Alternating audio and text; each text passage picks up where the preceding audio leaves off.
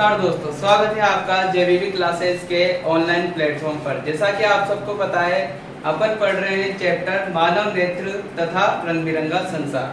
तो अपन ने मानव नेत्र वाला जो पार्ट था, मानव नेत्र वाला जो पोर्शन था, वो अपन ने क्या कर लिया, कंप्लीट कर लिया है। अब अपन पढ़ रहे हैं रंग बिरंगा संसार, यानी कि प्रकाश वाले कुछ गुण, यानी कि प्रकाश के क्या क्या गुण है। इससे पहले वाले चैप्टर में भी अपन ने पढ़े थे प्रकाश का अपवर्तन कैसे होता है, परावर्तन कैसे होता है। इसमें भी थोड़ा सा अपवर्तन दे रखा है। इसके अलावा प्रकाश के कुछ और गुण दे रखे हैं, जिनके बारे में आगे चर्चा करेंगे। देखो, एक था प्रकाश का अपवर्तन। क्या होता है प्रकाश का अपवर्तन?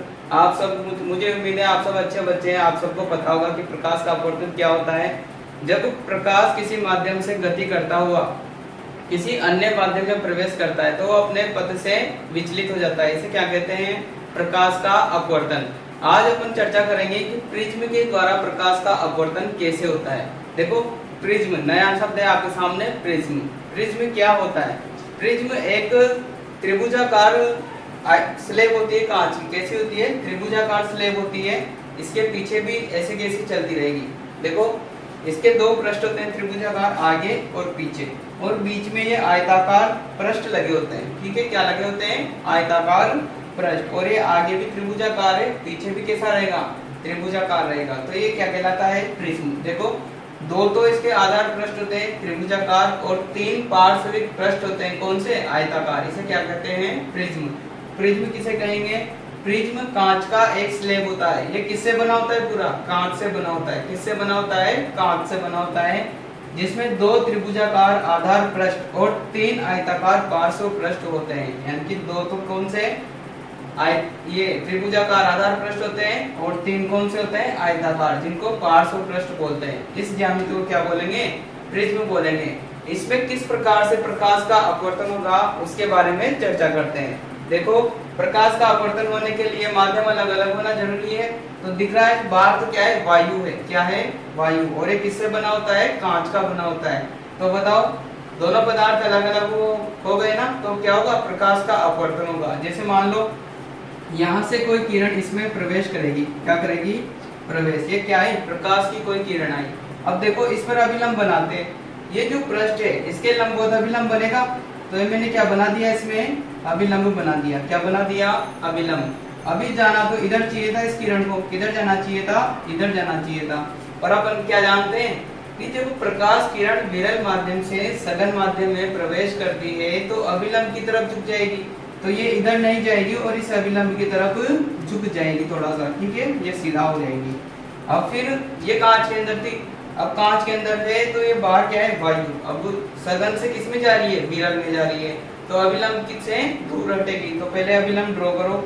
ये इसके लंबवत क्या बना देंगे अपन? अभिलंब बना देंगे। ठीक है, ये मैंने क्या बना दिया? अभिलंब बना दिया।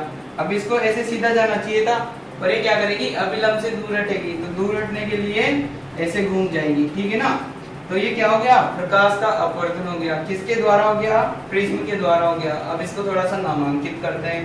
देखो, पहले तो मैंने क्या कर दिया, ये आपतित किरण थी, इसकी दिशा में सीधी लाइन बना दी। अब ये जो निर्गत किरण है, इसको भी थोड़ा पीछे खींच लेते हैं।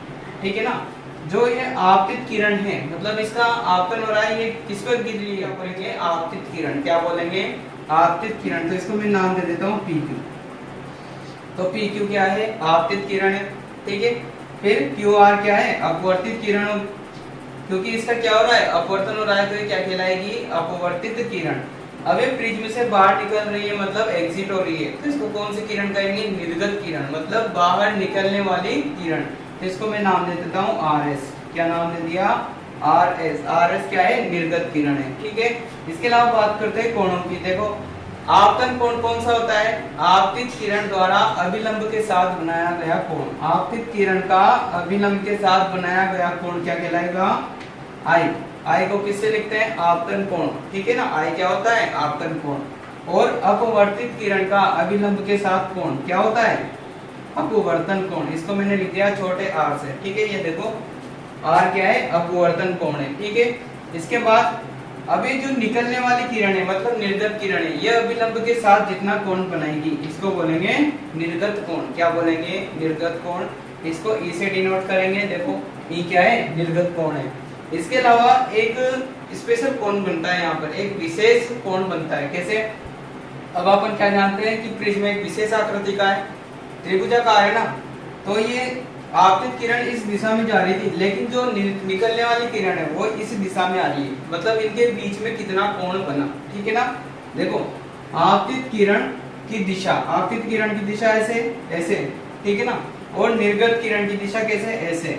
तो इन दोनों दिशाओं के मध्य जितना कोण बनता है उसको बोलते हैं विचलन कोण। और कहाँ पर बनता है वो यहाँ पर बनता है। देखो ये आपतित किरण है, ये इसकी दिशा है, और ये निर्गत किरण की दिशा है, ठीक है। तो इनके बीच में जितना कोण बनेगा उसको बोलते हैं विचलन कोण। क्या बोलते हैं, विचलन कोण। जैसे किससे प्रदर्शित किया जाता है, डेल्टा से। किससे, डेल्टा से। डेल्टा ऐसे लिखा जाता है, ठीक है। तो इसे कहेंगे विचलन कोण। और एक होता है प्रिज्म कोण, मतलब प्रिज्म के दो पार्श्व पृष्ठों के मध्य जितना कोण होता है उसे क्या कहेंगे, प्रिज्म कोण। कोण एक क्या है, प्रिज्म कोण। आप यहाँ भी ले सकते हो कोण सी क्या है, प्रिज्म कोण। आप यहाँ भी ले सकते हो कोण भी क्या है, प्रिज्म कोण, ठीक है ना।